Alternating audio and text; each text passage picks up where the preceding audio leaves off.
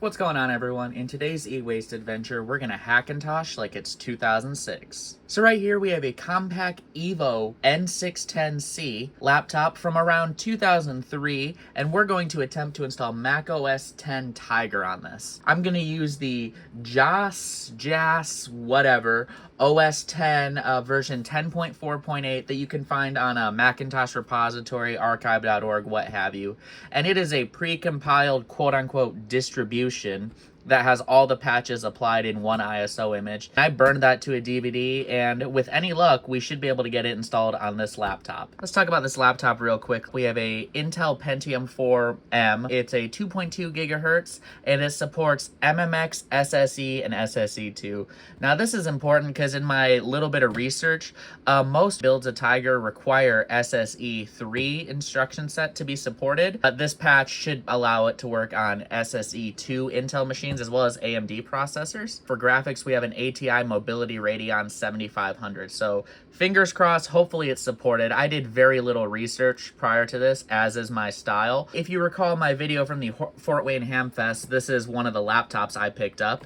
It's a pretty nice laptop, honestly. It's pretty slick. We'll take a closer look at it later, but as you can see, this was somebody's personal laptop, and it has nothing real interesting on here other than a bunch of personal stuff that really it's nobody's business. So we're going to go ahead and just completely wipe what's on here and try to turn this into a 2006 Hackintosh. You can see this is a very slick little machine, especially for the year 2003. We have a pretty good selection of I/O on here as well. We're missing the door, but going left to right, we have S-Video, Serial, VGA, Ethernet, 2 USB ports. I'm not quite sure if those are 1.1 or 2.0. We have a parallel port, PS2 combo port, and power jack. And then here we have our modem, DVD drive, which is important because I was originally going to do this install on a Dell Dimension 3000 that's slightly newer, and it has the benefit of being a desktop, so I could add different hardware if it's not supported. But that didn't have a DVD drive. It just had 2 CD drives, and I didn't feel like digging in storage for an IDE DVD drive. And around front, we have IR, volume up and down buttons on the front panel, which is interesting, and headphone and microphone. Here we have 2 PC card slots, and this is a little slide out guy for the hard drive. It just slides right out. And I removed the battery, but believe it or not, the battery that came with this thing does hold a charge. But yeah, this is a really nice laptop, especially for the year 2003. And I will pop up on the screen the price, best I can find it originally, but from what I looked up, it was about a over $2,500 machine. So, but future me will edit in the actual price, so I'm not spreading lies. But anyway, we're gonna go ahead and insert the DVD I burned of Mac OS 10.4.8, the JaS patch, JaS, whatever. And we're going to go ahead and Control-Alt-Delete to restart this bad boy and see if we can boot from the DVD. And here we are, Darwin x86. Press any key to install Mac OS X, or press F8 to enter startup options. We're just going to go ahead and just start it off. And immediately, I don't know if you noticed, but it recognized my 1 gig of RAM and my graphics card, which hopefully is a good sign.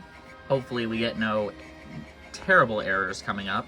Now, I have very little experience with Hackintoshes, besides watching Bob Roche videos back in the day, a YouTuber who used to make a bunch of Hackintoshes. That was my experience. I always thought they were really cool, but never really had the means as a kid to, you know, build one. The closest attempt I tried to at making a Hackintosh was just burning one of those pre-compiled Snow Leopard distros onto a CD and trying to boot it on my HP Pavilion ZE2000 with some AMD processor, and it obviously got nowhere, and I just never thought of it again until now. And I don't know, I feel like a Tiger Hackintosh would be a fun little project and something interesting to do with this computer, because I wanted to record a video with this computer, but I didn't want it to be like my last Dell laptop video where it's just a super boring, hey, let's restore it to Windows XP. Wanted to do something fun here. And we're still chugging along. We're getting a lot farther than I got in VirtualBox. I just tried to boot this up in VirtualBox real quick on my PC and got a kernel panic. So glad to know that on physical, oh, holy shit. Pardon my language. We got the spinning beach ball. Let's see if the mouse works.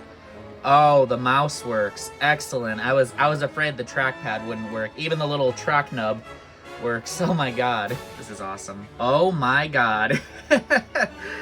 Oh, my childhood dreams are coming true, seeing the Mac OS 10 installer booted on a PC. And this isn't too far off from the PC I would have had as a kid, so very excited for this. But I'm going to go ahead and use English as the main language, because no habla español, parle na pas français.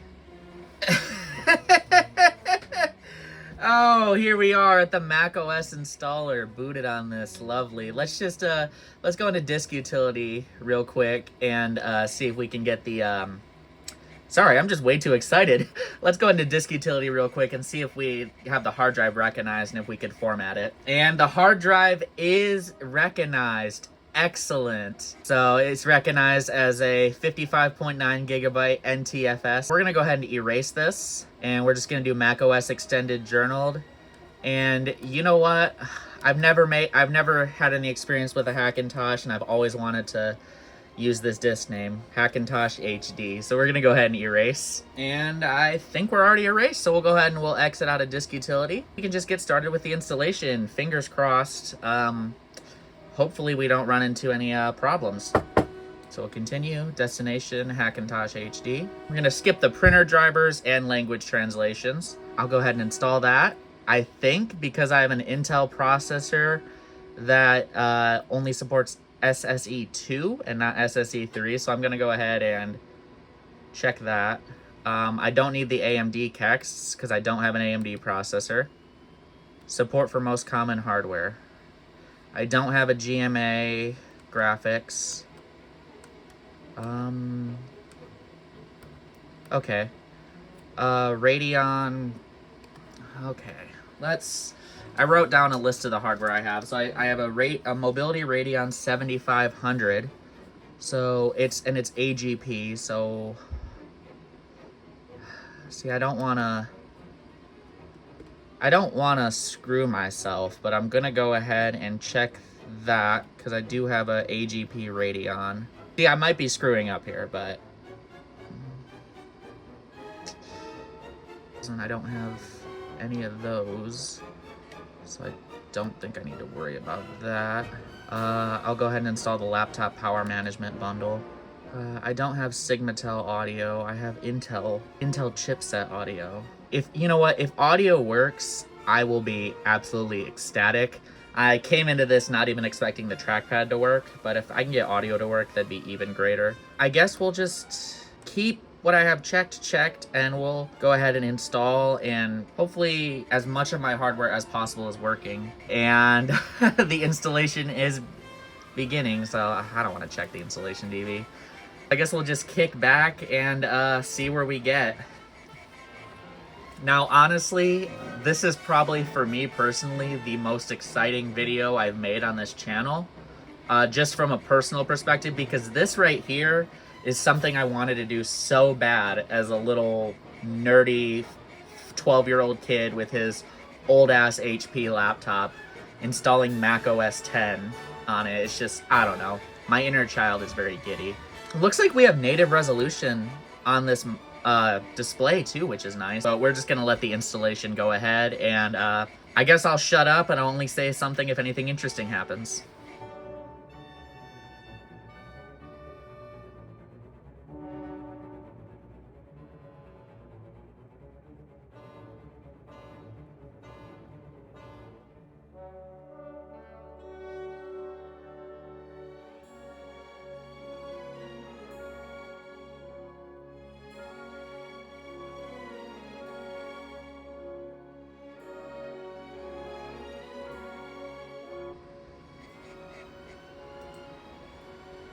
All right, so looks like we're finished with the install.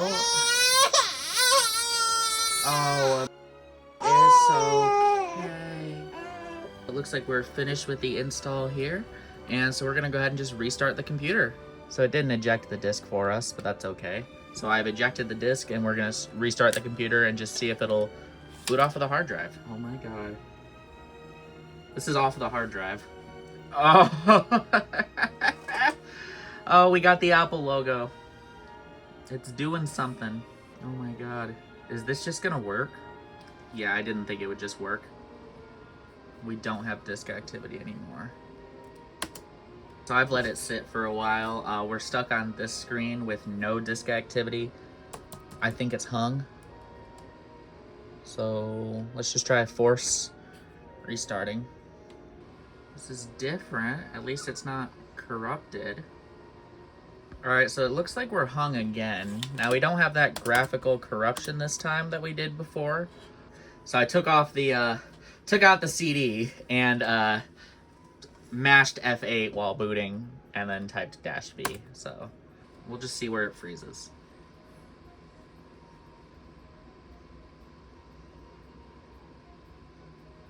After consulting Google and reading some forum posts, I'm gonna try the installation again. Here we are back at the installer, and after perusing some forum posts, I'm gonna make a couple changes. First one is disk utility. One forum post said that you should partition first and then erase because it'll set it to MBR if you do it that way. Doesn't make sense. I don't think that's my problem because it had no problem finding the hard drive and booting from it. It was freezing mid-OS boot. So I don't think that lines up with my problem, but I'm gonna try it anyway. And partition. So we did that. Now the second thing in the installer, or the second thing forum said, is to go ahead and not install anything additional. To just skip it and just install the base system. So I'm gonna try doing it that way. Just installing Mac OS and nothing extra. I'm gonna go ahead and let the installation go ahead, and then we'll see from there if it fixed anything. The install has finished for the second time. So let's go ahead, eject the DVD first, and hit restart. Let's boot from the hard drive and see if the changes I did for the install the second time worked. Still got an apple, and it immediately kernel panics. Well, we've succeeded in the fact that we have a different error, but we failed in the fact that still not working. Third time's a charm. Fans are ramping up. We seem to have a lot more disk activity than we did before. Oh! Oh my god. We're getting further than we did before. We have... Holy shit. Oh. We have sound. We have sound in the intro video, and the front... The volume buttons on the front work. Oh, this is... Oh, this is even better than I could have imagined.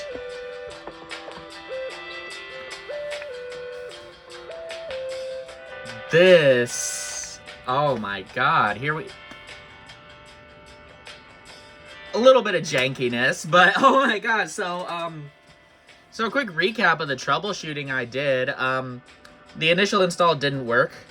I tried it again with absolutely nothing, and that kernel panicked immediately. Tried it a third time, installing just the Intel CACs, nothing extra, just the bare minimum needed to run it on an Intel system. And as you can see here, it's working. We have sound. Oh, I was not expecting sound to work.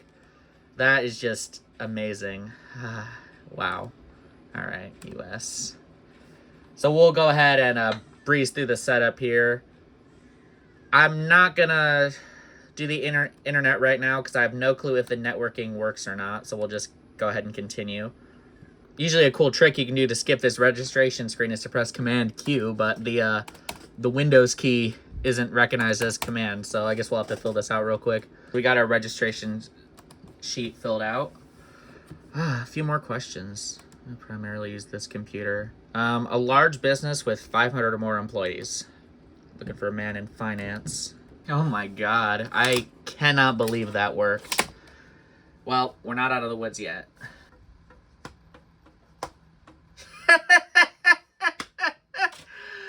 Oh, okay. That's just a hoot. So here we are. I am absolutely amazed to be at this stage. The fact that we have working sound, but not just that, that silly little front buttons are working. This is just... So let's do the inaugural about this Mac. 10.4.8, 1.2 gigahertz unknown, 1 gigabyte of memory. Let's open System Profiler, see what hardware is recognized. Here we have machine name Apple Development Platform. That's funny. Obviously recognizes the ATA controller for the hard drive and CD drive just fine. It says no built-in audio, but not gonna look a gift horse in the mouth. No Bluetooth. Obviously no FireWire. Graphics, 128 ATI, and it says the USB bus is working, which is fantastic. Network. Looks like Ethernet might work. Obviously no Wi-Fi. Wasn't expecting Wi-Fi to work. If I can get Ethernet to work, I'll be just happy. So let's see if I could just plug in Ethernet and get online, or if I'm not gonna have it that easy. So we'll just plug it in. We get link lights on the back of the machine. It looks like the only thing that comes up is the modem. Let's see if this PCMCIA wireless card will work. Built-in Ethernet, not working.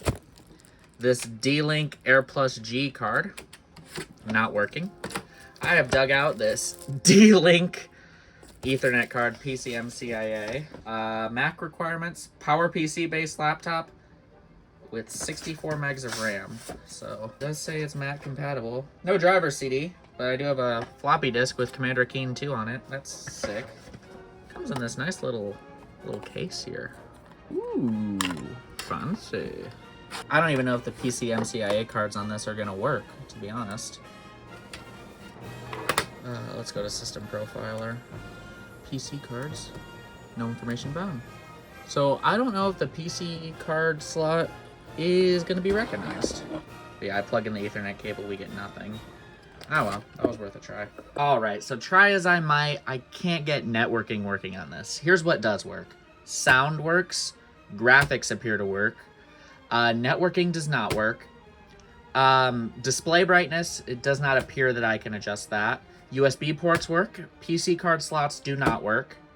And that's as far as I know what works and doesn't work. A side note, I now have the processor reporting 2.19 gigahertz, which is close to the 2.2 gigahertz that CPU-Z under Windows said this processor is. I had to, in the BIOS, enable Intel speed step, and that got the processor speed up more closer to what the processor is actually capable. So, who needs networking anyway, honestly? Intel Pentium 4 running Mac OS 10.4, you're really not going to be able to do much on the internet anyway. It would make life a little bit easier, but c'est la vie. But what I want to do is I want to compare this Pentium 4 Hackintosh to a relatively contemporary real Mac. This is a PowerBook G4 12-inch. It's the 1.33 gigahertz model. I've upgraded it. It has 1.25 gigs of RAM, which is close to the gig of RAM that this machine has. So they're pretty well spec'd. I believe this machine came out in 2003 and this machine came out right around 2004. So relatively similar spec, and we're gonna run Geekbench on both of these and just see what kind of scores we get. Now this is Geekbench version 2.2, I believe. It's the last version that supports Tiger, and it runs on both Intel and PowerPC. Hopefully we'll be able to get relatively comparable results. And that's funny, for model, Geekbench reports model number as Hackintosh. Mobile Intel Pentium 4, 2.2 gigahertz, 1 gig of RAM, OS 10.4.8. And we'll run the benchmark under Intel 32-bit, PowerPC 32-bit. And let's just go ahead and run the benchmarks on both of these. 3, 2, 1.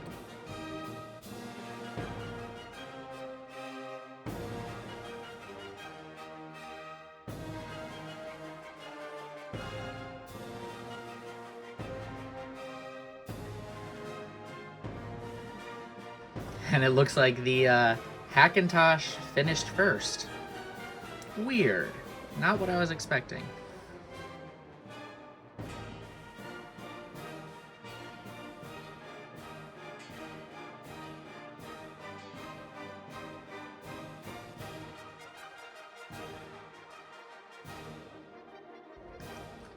And here we have it. Not at all what I was expecting. Now, what I was expecting was, I was expecting the performance of both of these systems to be relatively close to each other with the slight edge going toward the PowerBook. But I was not expecting this Pentium 4 to just blow the PowerBook out of the water in Geekbench scores. So as you can see here, we have a Geekbench score of 1101 on the Hackintosh and 716 on the PowerBook. One thing with the Hackintosh, performance-wise, I do notice a lot more slowdown just in general regular use of the operating systems. I haven't really done anything too intense on it, but just little slowdowns, having to restart Finder. Like I've had Finder crash a couple times. So definitely a lot of instability with this as compared to the PowerBook, which is to be expected, but I was not expecting the benchmarks to just be this stark between the two. Now, obviously, Geekbench benchmarks aren't exactly indicative of real-world performance, but kind of crazy. And a quick note with this, for some reason, the Geekbench app itself was not able to show the score, so I had to export it as an HTML file and open it in Safari. So there you have it, folks, my brand new Hackintosh. It's a Compaq. Boy, 12-year-old me would be so happy. But hey, that's all for today. If there's anything else you'd like me to do with this computer, please feel free to comment, and we'll see what this bad boy can do. Maybe I can get networking working, maybe try a different later version of OS 10, maybe Leopard or Snow Leopard. But for now, I'm going to call it a day. Be sure to like and subscribe if you liked this video, and I'll see you in the next one. I almost forgot. Gotta christen it. There we go. Considering this is one of the most cursed computers I own.